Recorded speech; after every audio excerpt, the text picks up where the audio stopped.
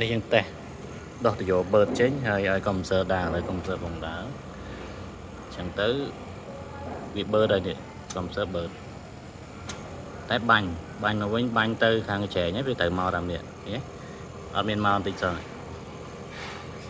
អត់ទេចោលហ្មងនេះណាចោលអត់មានមកបន្តិចសោះបឺតគឺបឺតហើយមួយទៀតដល់នេះមួយទៀត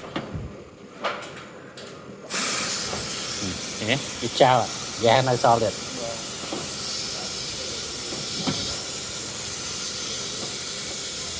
nó ba nè nó ghè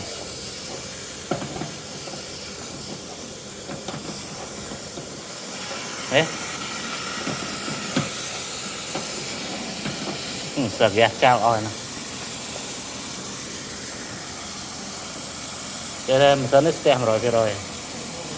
xem vô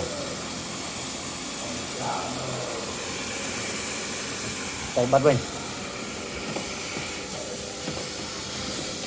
không sớm phẳng hủi cho em men cái đòn này nè